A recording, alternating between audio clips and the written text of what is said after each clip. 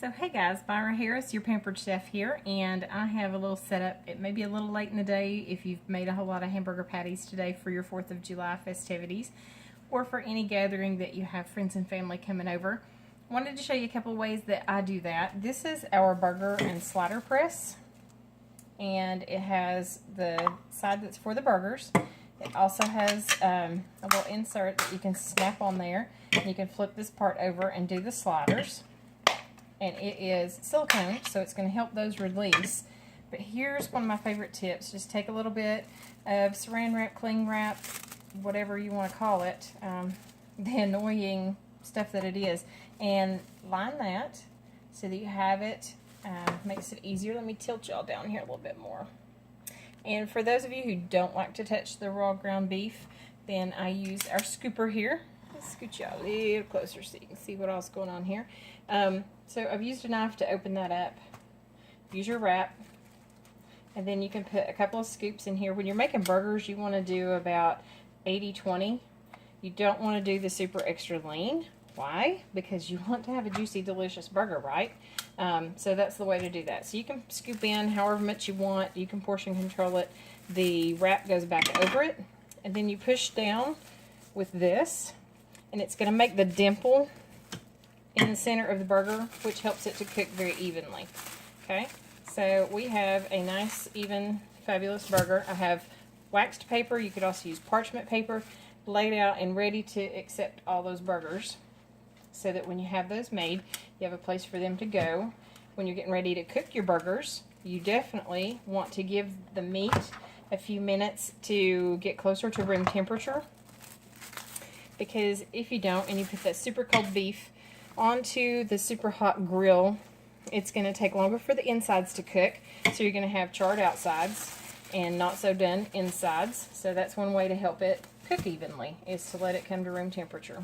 So I'm just trying to keep the meaty, juicy side inside on that saran wrap, and put that in there this way. You can also use turkey, make turkey burgers, no problem whatsoever, but either way you definitely want to let the meat come up a little closer to room temperature. And then when it comes to seasoning it, of course, you know, the sky's the limit. You could put a little Worcestershire sauce in there. You could put pretty much anything. You could put some Lipton onion soup mix in it if you like those flavors. One of my favorite seasonings is our crushed peppercorn and garlic. I think that goes on everything that is not dessert. And so I'll be sprinkling those burgers up, and I'll be using my double burner grill pan. And I will be cooking up some burgers here in a bit. Here's a tip for you too. Always make extra, and always grill extra. Of course, sometimes you have people drop in on you, but if you're like us and we need lunches on the go quite a bit, my husband works and packs a lunch often, you can go ahead and have those burgers grilled up, and then once they're grilled, individually wrap them in some saran wrap or in those little individual fold-over sandwich baggies that you get and you grill about, and that way he can pop one of those out, put it in his lunchbox. It's going to stay cold until lunchtime, but it'll be thawed out then and ready for him to microwave, and he can put that between a bun.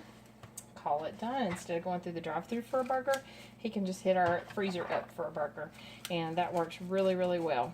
Big time saver, big money saver. You can catch the ground beef on sale. Do it that way. So, since it's summer and y'all are grilling, I figured that would be a couple of tips. Same thing with chicken breast. Buy it on sale. Buy it in bulk. Go ahead and grill up a bunch extra. Having your paper already torn is a big time saver here too, so that it's ready and you don't have to get your hands all yucky. You don't have to cross-contaminate everything under the sun just getting your burgers all patched out. So there's 2 of us, but you see how many burgers I'm making, right? Or there's 2 of us here tonight.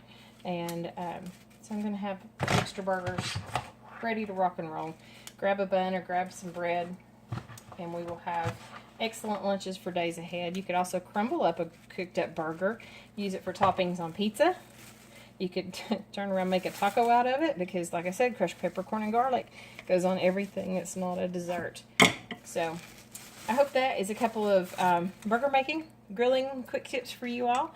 And just turn you back up there to say hi and bye. So I hope that's helpful to you, and I am Myra Harris, your Pampered Chef. Let me know how I can help you next. I'll see you soon.